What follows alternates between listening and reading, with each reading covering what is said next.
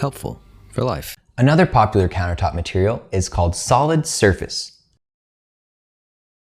One popular brand that you may have heard of is called Corian. Solid surface is also a man-made material. Corian is made out of an acrylic polymer and alumina trihydrate. I think that solid surface countertops are pretty cool because they can be used to create seamless countertops. Even cooler, they can make a sink and counter combo where it goes straight into the sink. Or into a backsplash, all with no seams. Smooth as a baby's bottom. Not that I like baby's bottoms because that would be a little weird and maybe illegal. Multiple pieces of Corian can be joined together nearly invisibly so your big countertop can look like one giant piece. And it's non-porous and stain resistant usually, which makes maintenance and cleaning a breeze. Big surprise here, you can clean solid surface materials with warm water and soap. You can also use ammonia-based cleaners and a lot of different countertop sprays. As always, make sure to check the label.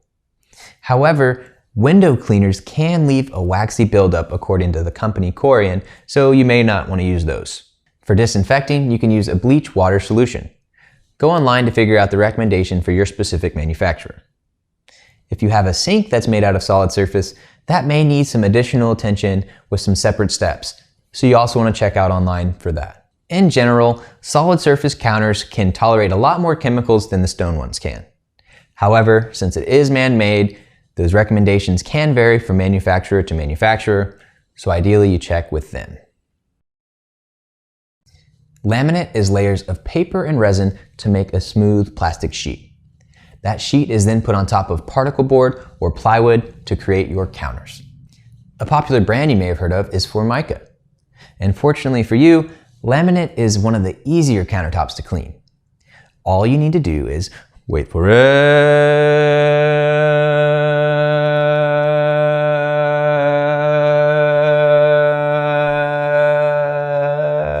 Use warm soap and water. And by that I mean warm water and soap.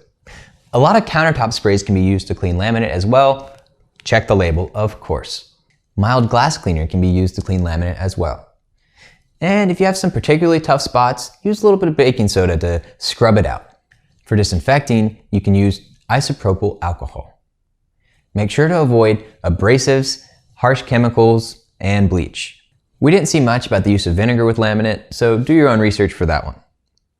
And be careful with liquid around the seams if there are any, because the liquid can get underneath those seams into the wood, which can swell and cause issues. With tile, fortunately the tile itself is pretty easy to clean. However, the grout can be a little bit of a pain. Since grout is a somewhat porous material, it can soak up some of those foods and liquids. If you find that your grout is soaking up a lot of stuff, you may want to consider putting on a grout sealant. To clean the tile, you can simply use water and soap. Good answer, good answer. Some people will use a vinegar and water solution or a vinegar, water, and soap solution. However, we saw some things that said that acid can damage the tile if it's not properly diluted or rinsed off at the end. So you may want to do a little bit of your own research if you want to go the vinegar route. To clean the grout, you can just use a stiff brush and some hot water. If that's not enough to do it, go at it with a baking soda and water paste that you let sit as long as overnight, and then use that stiff brush and hot water to scrub away. Alternatively, you can use a 3-to-1 bleach to water solution. However, if you do this, be careful, wear gloves, and try to not get any of that bleach water solution on the tile. Of course, there are sprays and foam that you can use to clean tile and grout, so if you want to go that option, you most certainly can. Just read the labels. And make sure not to get anything too abrasive. Lastly, if you have granite or marble tiles, you'll want to follow the directions we gave about taking care of granite and marble. Or if you have a slate tile, that's also a natural stone, so you can follow the same advice we gave for granite.